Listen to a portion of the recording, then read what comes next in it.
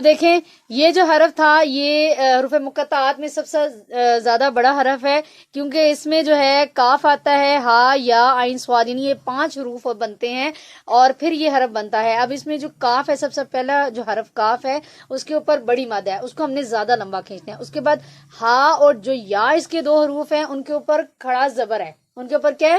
کھڑا زبر ہے۔ اس کے بعد عین اور صاد جو حروف ہیں اینڈ کے، ان کے اوپر پھر کیا ہے؟ بڑی مد ہے، ٹھیک ہے۔ تو ہم نے کاف کو زیادہ لمبا کھینچا، اس کے بعد ہا اور یا جن کے اوپر کھڑی زبر تھی ان کو ہم نے 2 حرکت کے برابر، یعنی کہ 2 حرکت کے برابر ہم نے ان کو لمبا کیا۔ اس کے بعد عین اور صاد کو پھر ہم نے 5 جو ہے حروف جو ہے 5 حرکت کے برابر ہم نے ان کو لمبا کرنا ہے، کیونکہ وہ بڑی مد ہے ان کے اوپر، ٹھیک ہے۔ تو اگلا جو حرف پڑھتے ہیں ہم لوگ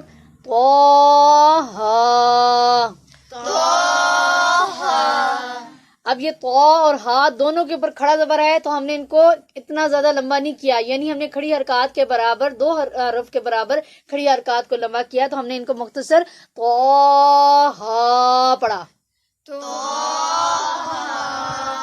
اگلا لفظ پڑھتے ہیں تو سین میم۔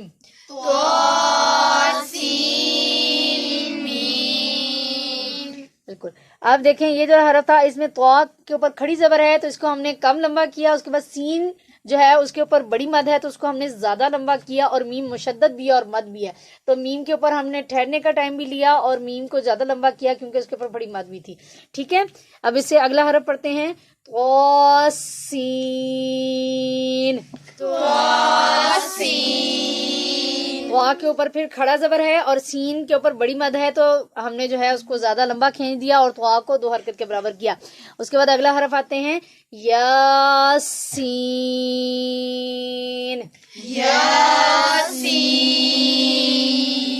صاد۔ صاد کے اوپر بڑا مد تھا اس لیے ہم نے اس کو زیادہ لمبا کھینچا۔ حامیم۔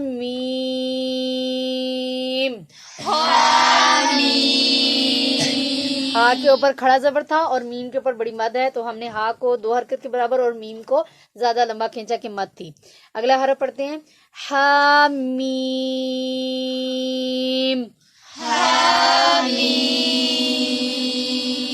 عین سین قاف۔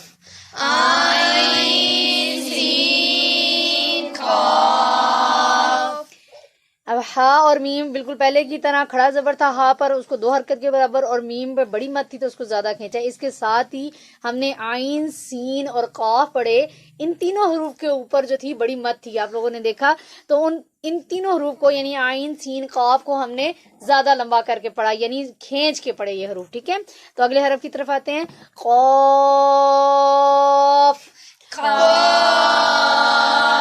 اس کے اوپر بڑی مد تھی اس لیے ہم نے اس کو زیادہ کھینچا۔ نون۔